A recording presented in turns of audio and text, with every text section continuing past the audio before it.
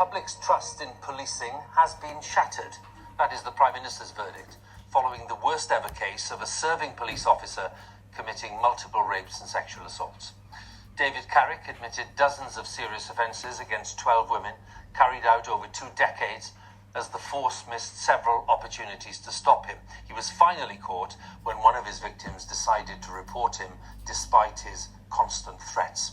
The Metropolitan Police Commissioner, Sir Mark Rowley, apologised to Carrick's victims. He said the force had failed and he was sorry. And Sir Mark went on to reveal that the Met is now investigating 1,000 claims of sexual and domestic abuse involving around 800 police officers. Our Home Affairs correspondent, June Kelly, has more details. David Carrick, the serial rapist and violent sexual predator, who for 20 years wore a police uniform. In his private life, he told his victims, "You are my slave," as he controlled and abused them, subjecting them to appalling acts of degradation. Not only have we let down the women in this case, the survivors who've courageously come forward, I completely recognise that's going to be the reaction of many women across London, indeed more widely. All I can say is, I'm sorry that we've let you down. In his job, Carrick carried a gun as he guarded the Houses of Parliament as part of the Met Police's Parliamentary and Diplomatic Protection Command. This was the same unit that the disgraced officer Wayne Couzens was in. In public, off-duty, Carrick was seen as a cocky character. This was him in 2020, the year before his arrest. Behind the smiling face was a monster, and there were warnings ahead of his police career. Before he joined the Met, he was a suspect in 2 offences involving a former partner. The following year, he passed the Met's vetting procedure. Between 2002 and 2009, he was accused of a number of incidents involving women, including harassment and domestic violence. It was in 2009 that he successfully applied to join what is now the Parliamentary and Diplomatic Protection Command. 7 years later, he was a suspect in a harassment complaint. 12 months after that, he got through his police vetting again. In 2019, he faced another allegation of domestic violence, and then in 2021, there was a rape complaint made against him. A perpetrator like Carrick had demonstrated really egregious behaviour over a long period of time, but none of the dots were joined. He was able to hide in plain sight and remain on the force when he should not have been there. The Met has admitted failings in this case as recently as the summer of 2021. At that time, the force was told that David Carrick was under investigation by Hertfordshire Police over a rape allegation. He was put on restricted duties but was allowed to carry on working. This was 4 months after the rape and murder of Sarah Everard. David Carrick in the dock today. He will be sentenced next month. The victims who suffered at the hands of David Carrick have finally seen justice. It is their courage in standing up against this heinously abusive man, a police officer, that has helped to secure his conviction. It's Hertfordshire Police who brought Carrick to justice. The focus now shifts to the Metropolitan Force and its failure to root out a criminal in uniform.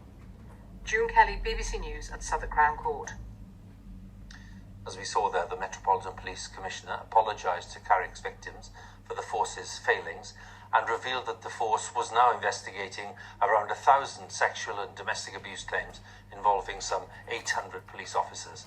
Our Home Editor Mark Easton has more details. Trust, the bedrock of our policing system, has been repeatedly eroded by the actions of Metropolitan Police officers. The handling of this vigil for Sarah Everard, murdered by a serving Scotland Yard officer, became symbolic of the fractured relationship between the force and the citizens it serves, particularly women. The Carrick scandal is another blow to that.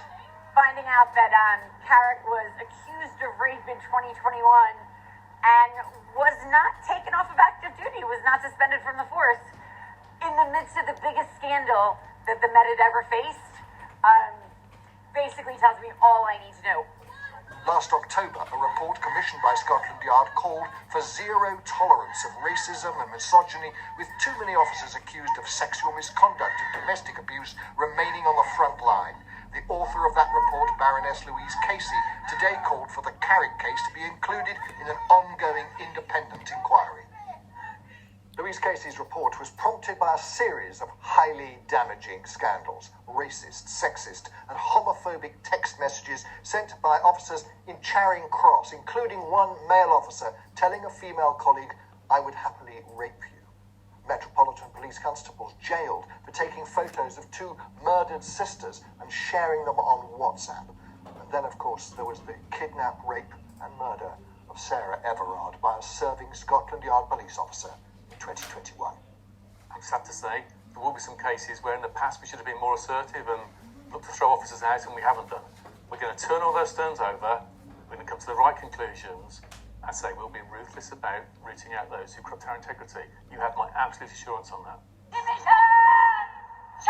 Every one of the Met's 45,000 officers and staff are having their records checked against the National Computer Database for Convictions or Intelligence.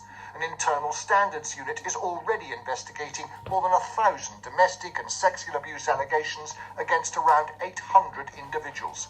This appalling incident represents a breach of trust.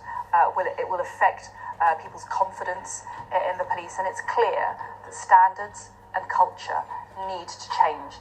Last week, Met Commissioner Sir Mark Rowley unveiled what he called his turnaround plan to restore trust in the Met, with a focus on the integrity of officers as well as men who prey on women and children. Sir Mark said he was going to identify the 100 most predatory and dangerous men in the capital. Until recently, of course, one of those 100 was an officer within his own force.